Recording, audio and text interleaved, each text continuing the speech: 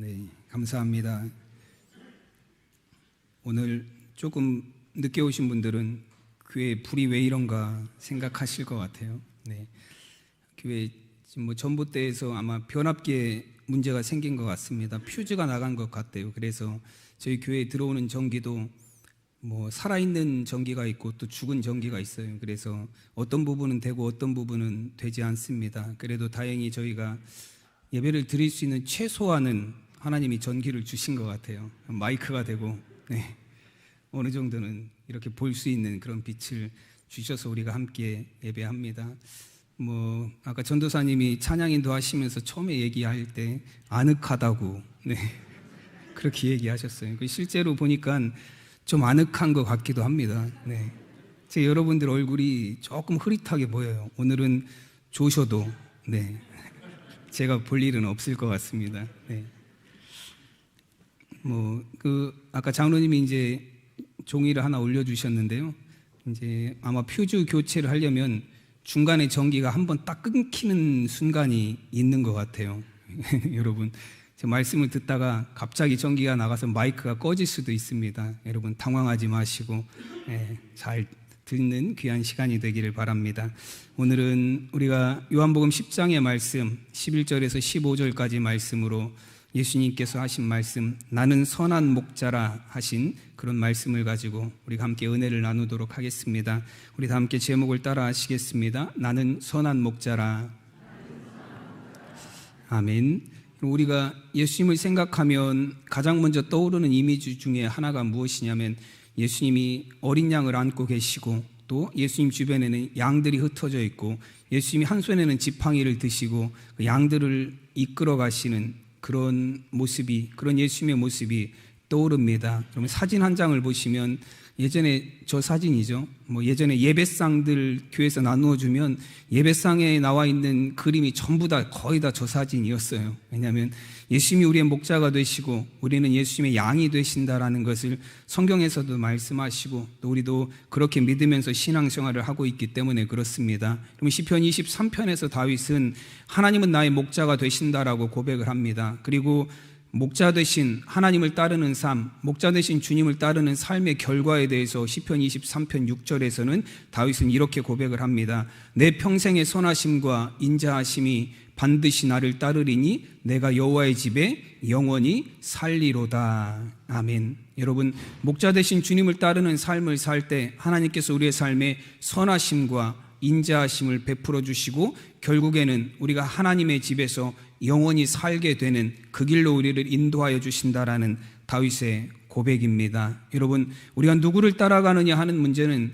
굉장히 중요한 문제입니다. 우리가 선한 목자를 따라서 예수님을 따라서 우리가 신앙생활을 하게 되면 우리의 신앙이, 우리의 삶이 천국을 향한 삶이 될 수 있지만 우리가 세상의 정욕을 따라서 우리의 삶을 살아가다 보면 우리의 삶의 끝이 사망에 이르게 될 수도 있습니다. 그래서 야고보서 말씀에서도 우리가 지난주에 말씀을 여러분들에게 들려드렸듯이 우리가 욕심이 죄를 낳고 죄가 장성하면 사망으로 우리를 인도한다라고 말씀합니다. 여러분, 죄가 장성한다라는 표현에 대해서 제가 뭐라고 말씀을 드렸느냐면 죄가 장성한다라는 건 죄가 이루고자 하는 목표라고 말씀을 드렸어요. 여러분, 죄가 성장해서 우리를 어디로 이끌고 가기를 원하느냐면 죄는 우리를 사망으로 이끌고 간다라는 말씀이에요. 죄의 목표는 무엇이냐면 우리의 삶에 들어와서 우리를 사망으로, 죽음으로 이끌고 가는 게 죄의 목표입니다. 그래서 우리는 절대로 죄를 따라가는 삶을 살아서는 안 돼요. 왜냐하면 죄를 따라가는 삶은 반드시 사망이기 때문에 그렇습니다. 여러분, 선한 목자이신 예수님은 우리를 생명으로 인도하시기 위해서 이 세상에 오셨습니다. 그래서 우리가 선한 목자이신 예수님을 따라 사는 삶을 살 때 우리의 삶이 정말로 주님이 주시는 생명을 누리는 삶이 될 수 있습니다. 제가 미국에서 이제 잠깐 생활을 할 때에 미국에 있는 친구들이 하는 얘기가 있었어요. 어떤 얘기를 하냐면 미국에서 이제 한국에서 살다가 미국에 이민 오는 사람들이 이제 나중에 보면 직업 선택을 할 때 직업 선택에서 가장 중요한 그 요인이 무엇이냐면 누가 공항에 나가진 않고 들어왔네요. 그 미국에서 이민 간 사람들이 직업 선택을 하는 데 있어서 가장 중요한 요인이 무엇이냐면 누가 공항에 그 사람을 마중 왔느냐가 가장 중요하다 그래요. 왜냐하면 미국으로 이민 한참 많이 가던 때에 미국으로 사람들이 막 이민을 갈 때 미국의 아메리칸 드림을 꿈꾸면서 미국에 갑니다. 나는 미국에 가서 성공해야지라는 생각을 갖고 가는데 실제로 많이 이제 미국으로 이민 가는 사람들 중에 자신의 직업이라든지 자신이 할 일이 정해진 사람들이 그렇게 많지 않다는 거예요. 무작정 미국이라는 나라에 가면 되겠지라는 생각을 갖고 떠나시는 분들이 많대요. 근데 이제 미국에 도착해서 공항에 마중 나오는 사람들은 어떤 사람들이냐면 지인들이나 친척들이 이제 미국 공항으로 마중을 나와요. 그리고 가서 처음 만나서는 그분들의 도움을 받아야 됩니다. 처음에 살면서. 근데 그분들의 도움을 받으면서 살면서 직업적인 문제들도 도움을 받는 거예요. 근데 여러분 어떻게 그분들이 우리 미국에 살고 있는 지인들과 친척들이 어떻게 도움을 줄 수 있습니까? 자기가 하는 일을 소개시켜 주는 게 가장 빠른 거예요.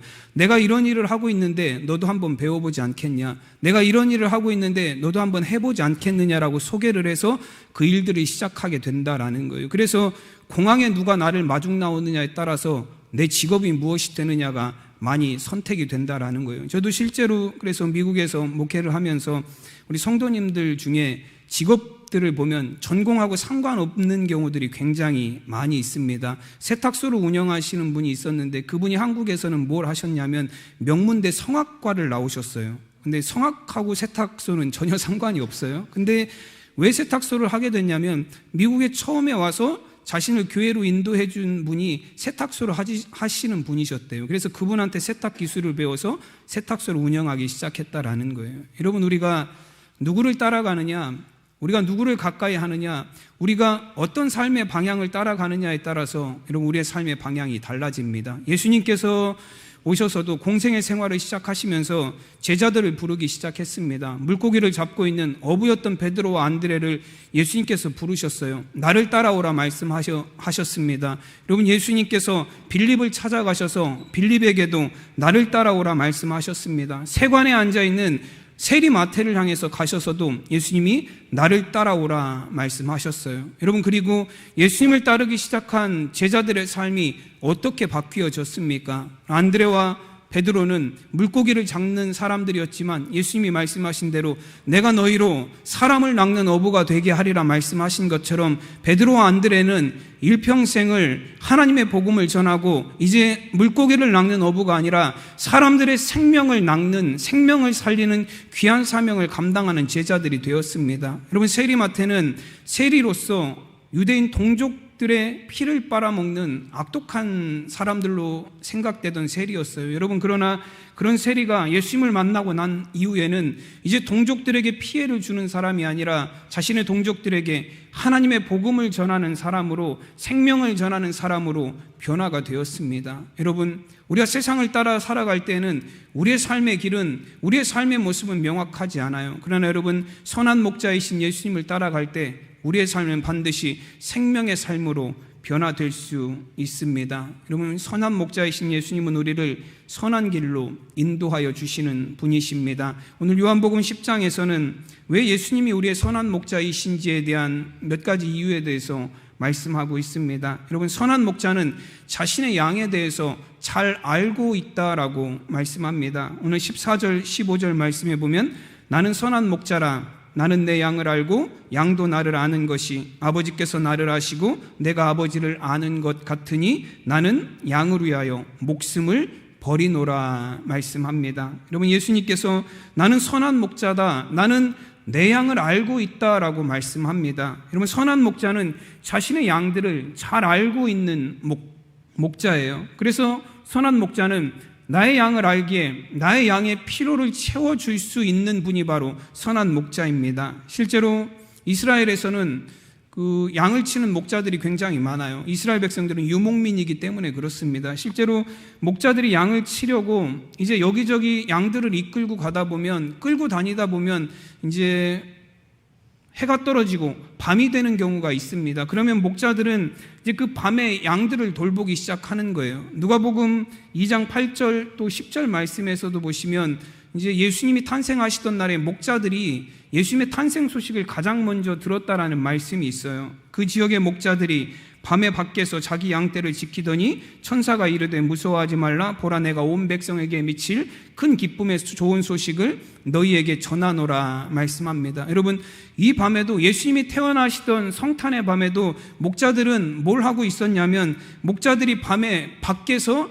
자기 양떼들을 지키고 있었다라고 말씀합니다. 양떼들을 이끌고 밖에 나왔는데 밤이 되어서 목자들이 그 양들을 한 곳에 모아놓고 이제 그 양을 지키는 거예요.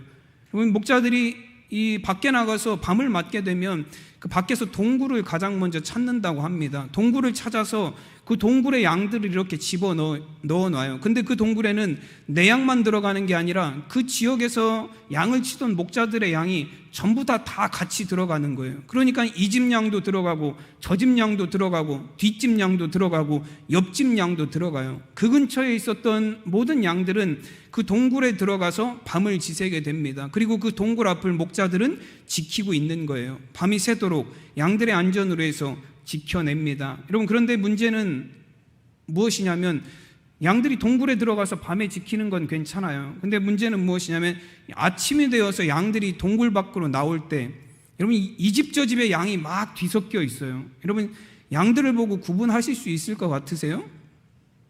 양들은 그냥 양이죠. 다 똑같이 생긴 양이에요. 저희가 보기에는.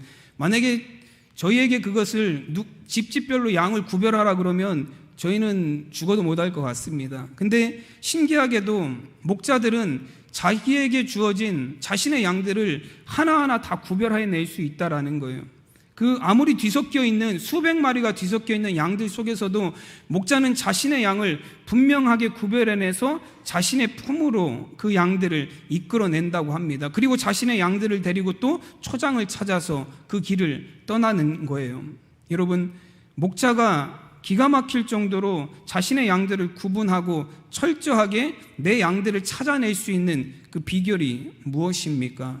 양들을 향한 지극한 관심과 지극한 사랑이에요.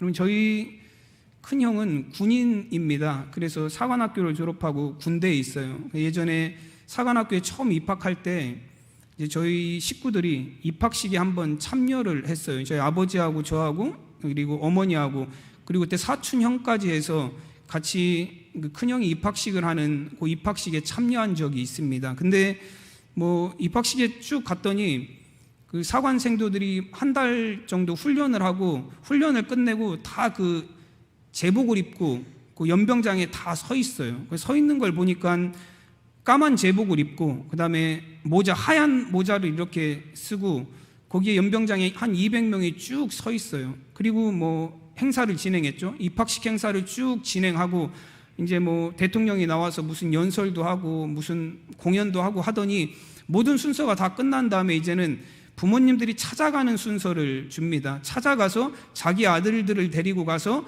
함께 점심 식사를 나누는 거예요. 그래서 저희도 이제 저희 형을 찾으려고 이제 200명 서 있는 사람 중에 하나를 찾아가려고 했어요. 근데 아무리 봐도 다 똑같이 생겼어요.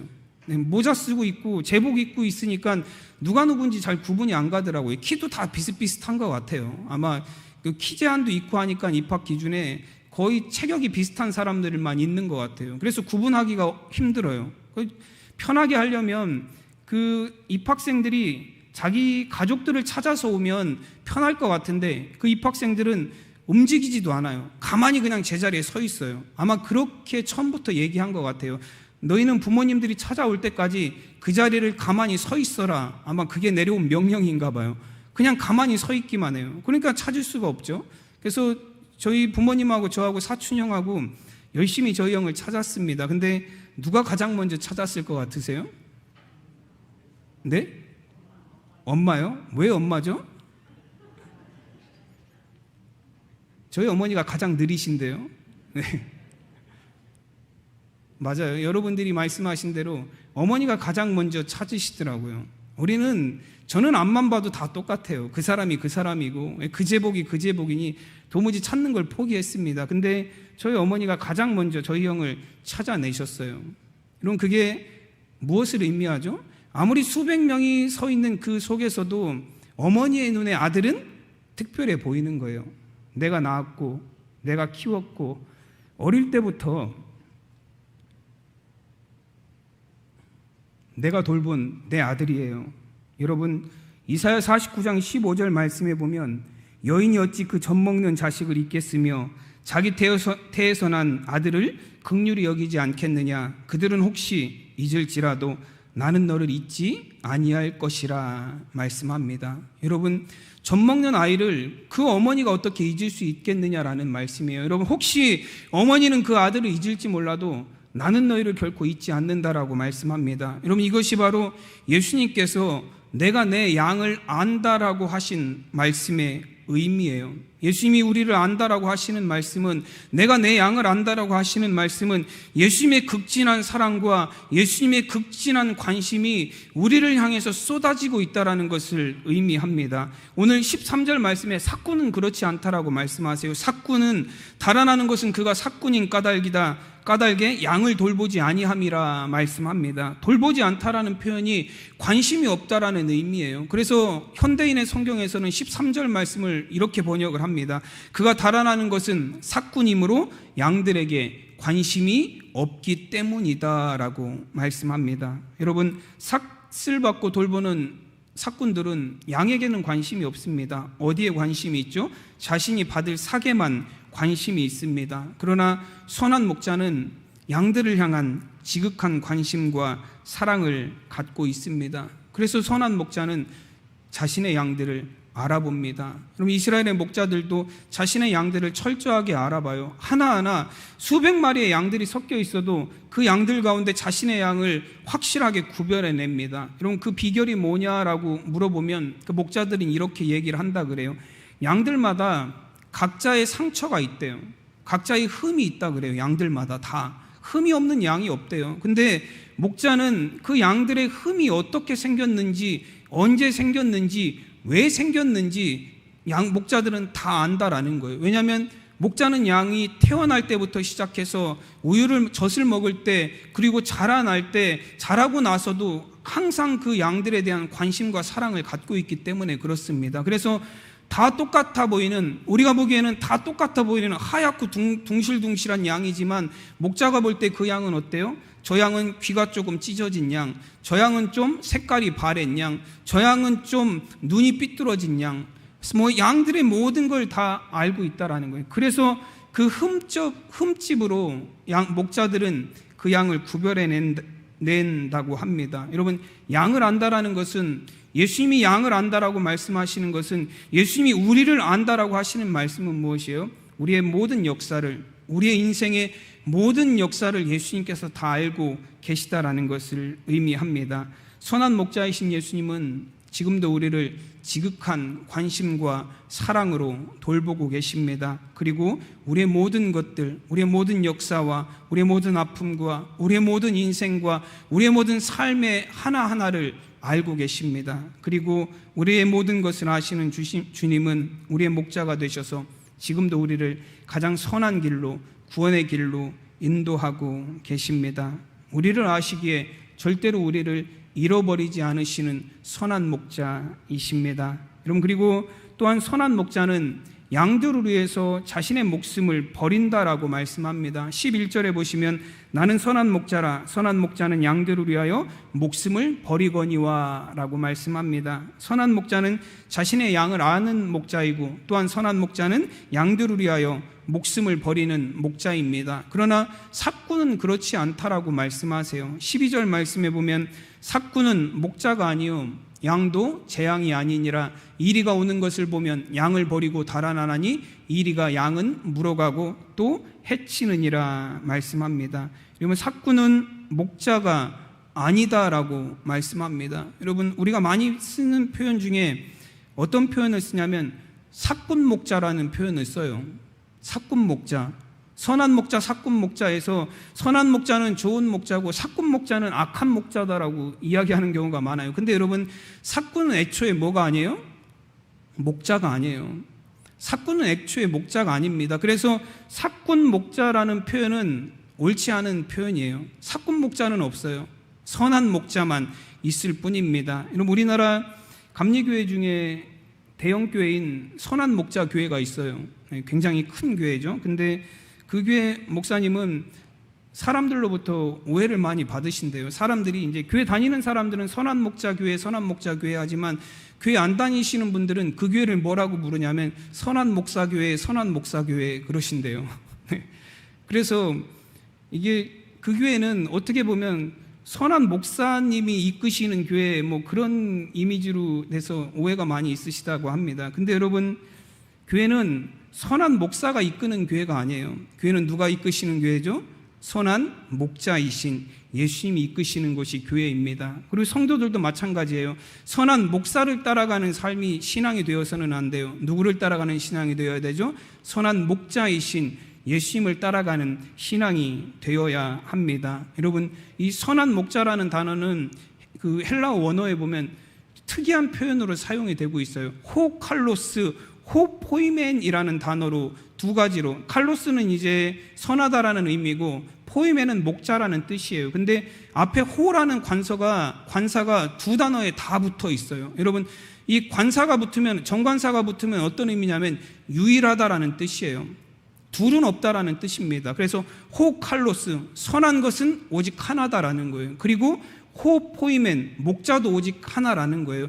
선한 목자는 오직 예수님 한 분밖에 계시지 않다라는 것입니다. 여러분, 우리가 많은 이 요한복음을 보면서 많은 사람들이 오해하는 것 중에 하나가 삭군에 관한 오해예요. 그래서 오늘 삭군에 대해서 굉장히 악하다라는 평가를 하지만 여러분, 삭군은 목자가 아니에요. 그 역할을 목자의 역할을 갖지 못했기 때문에 삭군은 이런 결과를 맞을 수밖에 없습니다. 오늘 말씀에서도 보면 뭐라고 이야기를 하냐면 12절을 다시 보시면 삭군은 목자가 아니요 양도 제 양이 아니라 이리가 오는 것을 보면 양을 버리고 달아나나니 이리가 양을 물어가고 또 해치느니라 말씀합니다. 여러분, 삭군은 이리가 오는 걸 보면 도망간다라고 말씀하세요. 그래서 그 이리들이 들어와서 양을 해치고 그리고 짐승들을, 이 키우는 가축들을 해친다라고 말씀합니다. 여러분, 이 말씀만 보면 우리는 삭군은 어떤 사람들이라고 생각을 해요? 정말로 나쁜 사람들, 형편없는 사람들, 악한 사람들이라고 생각하기 마련이에요. 여러분, 그러나 이건 삭군이 악해서도 아니에요. 삭군이 악해서가 아니라 삭군이 뭐하기 때문에 그래요? 약하기 때문에 그래요. 여러분, 자신의 목숨을 던져서 양들을 지키는 건 삭군의 역할이 아닙니다. 여러분, 그래서 이 이스라엘 백성들이 성경을 해석해놓은, 율법을 해석해놓은 미시나라는 책에 보면 삭군의 의무에 대해서 뭐라고 되어 있냐면 이렇게 기록이 되어 있어요. 양을 관리하는 삭군들이 맹수가 나타났을 때 지켜야 될 의무라고 되어 있으면서 뭐라고 되어 있냐면 맹수가 한 마리일 때는 삭군은 최선을 다해서 그 양들을 맹수로부터 지켜내야 되지만 맹수가 2마리 이상일 때는 도망하여야 한다라고 되어 있습니다. 이게 삭군들에게 정해져 있는 규정이에요. 여러분, 삭군들은 그 맹수떼로부터 양들을 지킬 능력도 없고 그것은 삭군의 역할도 아니라는 거예요. 여러분, 우리가 양을 지키는 삭군이 되었다라고 생각을 해보세요. 여러분, 저기에서 늑대떼가 지금 양들을 해치려고 늑대무리가 달려오고 있습니다. 근데 늑대무리가 봤더니 한 20-30마리의 늑대들이 양을 해치려고 막 달려오고 있어요. 그럼 여러분이 만약에 삭슬 받고 양을 지키는 역할을 맡은 분들이라면 어떻게 하실 것 같으세요? 목숨을 걸고 양들을 지키실까요? 그러는 삭군은 단 한 명도 없어요. 누가 내 목숨을 버려서 양을 지킬 수 있겠습니까? 그럼 어떤 일꾼이 자신의 목숨을 바쳐서 양을 지킬 수 있겠느냐라는 거예요. 그것은 삭군이 할 수 있는 일도 아니고 삭군의 역할도 아니다라는 말씀이에요. 여러분, 삭군은 양을 지키는 역할이 아니라 양을 돌보는 역할에 불과하기 때문에 그렇습니다. 여러분, 양을 지키고 양을 선한 길로 인도하시는 분은 오직 선한 목자이신 예수님 한 분뿐이십니다. 예수님이 왜 유일한 선한 목자이십니까? 세상에 누구도 할 수 없는 그 일을 이루어내신 분이시기 때문에 그렇습니다. 어느 누가 죄인된 우리를 구원하시기 위해서 자신의 목숨을 내어놓을 수 있겠습니까? 혹 자신의 목숨을 내어놓았다 할지라도 그 목숨을 대속해서 여러분 우리에게 생명을 주실 수 있는 그런 능력이 누구에게 있을 수 있겠습니까? 누가 죄와 사망에서 우리를 건져낼 수 있겠습니까? 오직 선한 목자이신 예수님만이 우리를 죄에서 구원하실 수 있고 어둠과 사망의 길에서 우리를 건져내실 수 있는 분이십니다. 사도 바울은 그래서 빌립보서에서 그는 근본 하나님의 본체시나 하나님과 동등됨을 취할 것으로 여기지 아니하셨다라고 말씀합니다. 예수님은 하나님과 본체이시고 동등하신 분이셨지만 그 모든 존귀함과 가치를 버리시고 십자가의 자리로 내려오셨습니다. 그리고 십자가의 죽으심으로 우리의 모든 죄를 씻으시고 구원하여 주셨습니다. 그래서 로마서 5장 8절에서는 말씀하시기를 우리가 아직 죄인 되었을 때에 그리스도께서 우리를 위하여 죽으심으로 하나님께서 우리에 대한 자기의 사랑을 확증하셨느니라 말씀합니다. 예수님은 선한 목자이십니다. 우리를 구원으로 이끄시고 하나님의 선으로 인도하실 유일하신 선한 목자이십니다. 예수님 외에는 누구도 우리를 하나님의 구원, 하나님의 선으로 인도할 수 없습니다. 예수님께서 오셔서 죄와 사망의 권세를 이기시고 십자가에서 부활하심으로 말미암아 하나님의 선이 이 땅에 회복이 되었습니다. 그러므로 예수님만이 유일하신 선한 목자이십니다. 여러분, 우리는 선한 목자가 아니에요. 이런 각 교회에서 목회하시는 목사님들도 선한 목자가 아닙니다. 저도 선한 목자가 아니에요. 그렇게 될 수도 없고 여러분들을 그렇게 인도할 수 있는 선한 목자로서의 능력도 없습니다. 여러분, 우리를 위하여 십자가에서 자신의 목숨을 버리신 선한 목자는 오직 예수님 한 분이십니다. 우리는 그 예수님을 따라가는 삶을 살아야 합니다. 우리가 어떻게 해야 선한 목자이신 예수님을 잘 따라갈 수 있겠습니까? 목자의 음성에 우리가 귀를 기울이면서 살아야 합니다. 오늘 14절 말씀을 다시 보시면 나는 선한 목자라 나는 내 양을 알고 양도 나를 아는 것이라고 말씀합니다. 여러분, 예수님이 양들을 아는 것처럼 양들도 선한 목자이신 예수님을 안다라고 그렇게 표현하고 있습니다.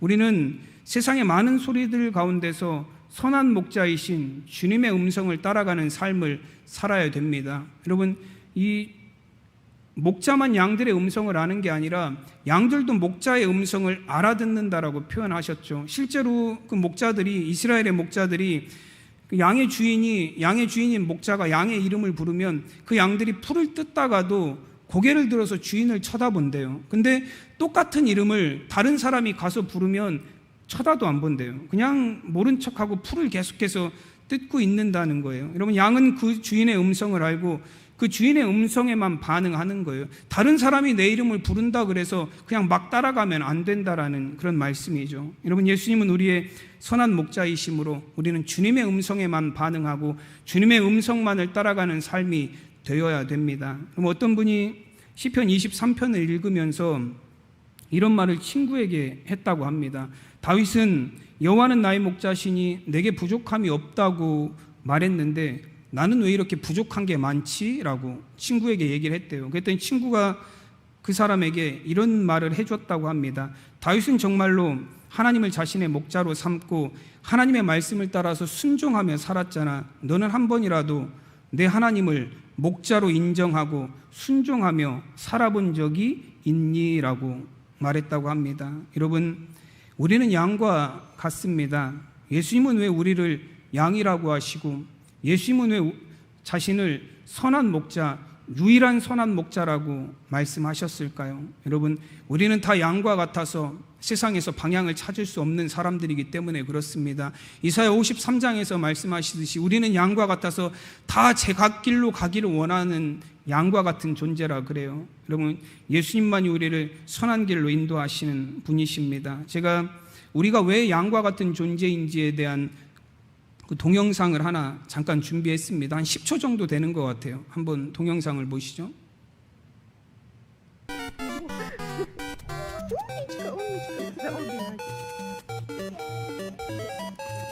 Молодец, я. Умничка. Умничка. Все, операция удалась. 잘 보셨나요? 지금 어떤 영상이죠? 양이 구덩이에 틈 사이에 빠져서 그 목자가 양을 꺼내줬죠. 근데 꺼내놓고 놓아주자마자 양이 또 어디로 가요? 막 달려가서 그 구덩이에 한 몇 초 사이, 한 2, 3초 사이에 달려가서 그 구덩이에 또 빠져요. 우리가 양과 같다라는 게 저런 의미를 갖고 있어요. 우리는 양과 같아서 우리가 어디로 가야 옳은 길인지 알 수 없습니다. 그 앞에 그런 구덩이가 있을 거라고 생각하고 양이 뛰었을까요? 그 구덩이에 빠질 거라고 생각했으면 뛰지도 않았을 거예요. 그런데 뛰어서 그 구덩이에 금방 푹 빠져들어가요. 우리가 양과 같다라는 게 이런 의미를 갖고 있습니다. 우리는 우리의 바른 길이 무엇인지, 우리를 구원으로 인도하여 주는 구원의 길이 무엇인지 알 수 없어요.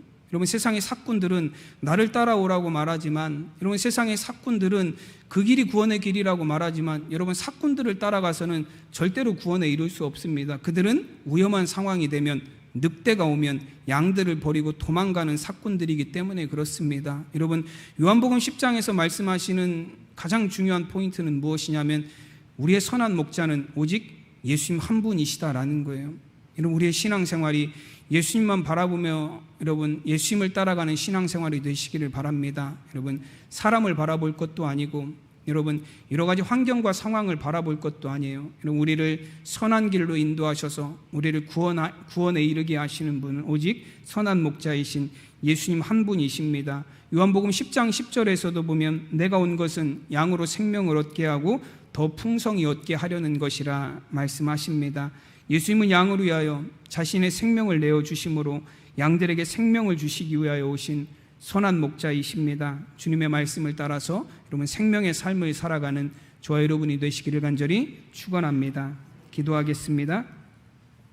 하나님의 은혜와 사랑을 감사드립니다. 선한 목자이신 주님, 우리를 주님의 길로 인도하여 주셔서 하나님, 오늘도 또한 우리의 삶 속에서도 우리가 세상 죄악에 또 세상 사망의 길에 치우치지 아니하게 하시고 우리를 온전히 주님의 구원의 길을 향하여 나아갈 수 있게 하시니 감사드립니다. 하나님, 우리는 양 같아서 각기 제 갈 길로 가고 바른 길을 찾지 못하는 삶을 살아갑니다. 하나님, 그러나 선한 목자이신 주님께서 우리의 삶을 하나님 생명의 길로 구원의 길로 인도하여 주시는 줄로 믿습니다. 하나님, 정말로 양과 같은 우리 가운데 오셔서 우리를 인도해 주시는 선한 목자이신 주님의 음성을 따라가는 삶이 되게 하시고 주님의 음성을 따라 하나님 이 험한 세상에서도 죄악길에 치우치지 아니하고 구원의 삶을 누리며 살아가는 우리 성도들이 되게 하여 주시옵소서. 감사하며 우리 주 예수 그리스도의 이름으로 기도드리옵나이다. 아멘.